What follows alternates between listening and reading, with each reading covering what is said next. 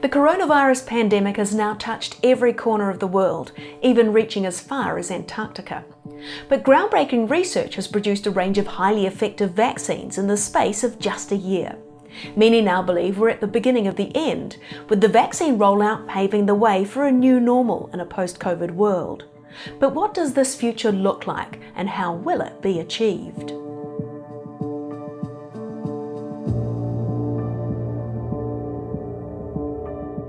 It's worth remembering the distinction between the virus SARS-CoV-2 and the disease COVID-19. Coronavirus vaccine trials focused on reducing severe COVID-19 disease in adults.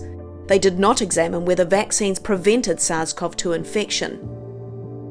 To prevent infection, a vaccine has to induce what is known as sterilizing immunity. This means the immune system prevents the virus from getting a toehold in the body.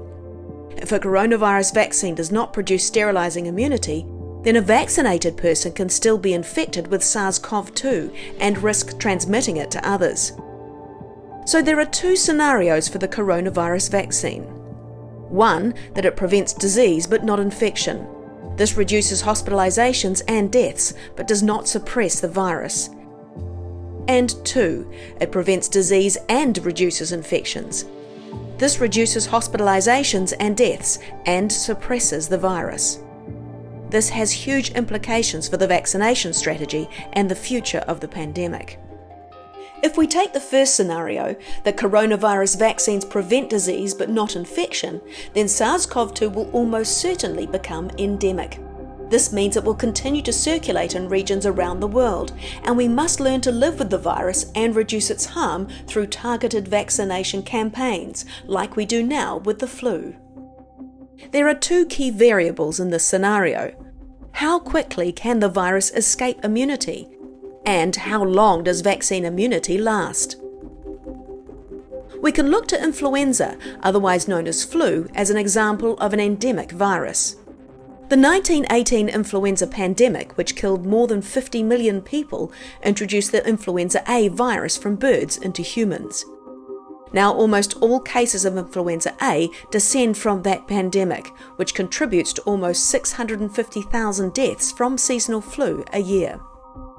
Influenza has similar-looking spike-like structures on its surface as with SARS-CoV-2. The virus mutates very quickly, allowing it to sneak past the immune system's defences, which is why we require a new flu jab each year. SARS-CoV-2 does not mutate as fast as influenza, but newly discovered variants may already escape some degree of vaccine immunity. If global cases cannot be suppressed by vaccines, then it's more likely that new variants will require updated vaccines, just like the yearly flu jab.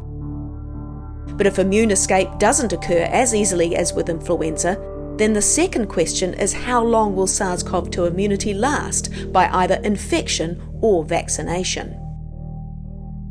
One theory is that SARS-CoV-2 may become like the other endemic human coronaviruses, OC43, 229E, NL63 and HKU1, which are responsible for common colds. We are infected by these viruses as children, where we establish a base level of immunity. This wanes over time, meaning that repeated infections occur, but only with mild disease. Whether the potency of COVID-19 will become milder with vaccinated or infected immunity over a longer period of time is still unknown.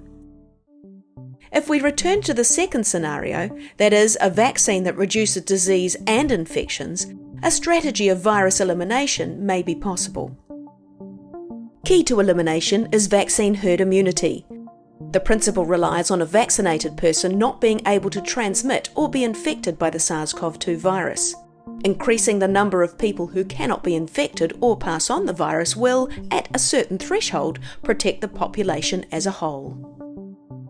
The threshold of how much of the population needs to be vaccinated to achieve this level of herd immunity depends on multiple factors, such as how transmissible the virus is, what social distancing measures are in place, and how effective the vaccine is at blocking transmission.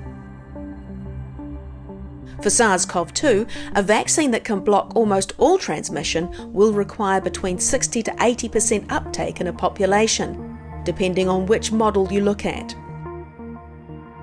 If the vaccine is only partially effective at blocking transmission, then either 80 to 95% of the population need to be vaccinated. Now, if you factor in vaccine hesitancy, which is on the decline but could be as high as 28% as surveyed in France, and children, for which there are currently no licensed coronavirus vaccines available, then vaccine herd immunity and elimination becomes much more difficult to achieve, or in some cases, impossible. An elimination strategy has been followed for the highly infectious virus for measles. In 1963, an effective vaccine with near-complete sterilizing immunity was developed and rolled out, allowing many parts of the world to eliminate the virus. Although recent vaccine hesitancy has reversed that trend, with deaths from measles increasing 50% from 2016 to 2019. More successful has been the elimination of polio. Of the 3 polio virus strains, 2 have been completely eradicated and 1 is very close. Some argue that a similar elimination strategy could be possible with SARS-CoV-2. A study in the UK, which is yet to be peer-reviewed, found that a single dose of the Pfizer vaccine was effective at reducing COVID-19 and SARS-CoV-2 transmission.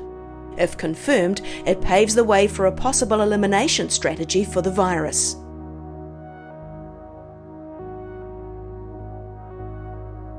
Alongside this, globally we've become more aware of the measures necessary to reduce respiratory virus transmission: washing our hands regularly, wearing a mask, ventilating spaces, and self-isolating when feeling unwell.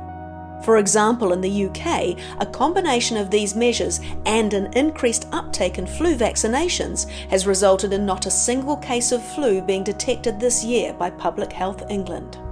This shows there's a lot we can do ourselves, like having regular vaccinations, wearing masks during autumn and winter, and social distancing when outbreaks occur, because in the long run, eradication may not be possible.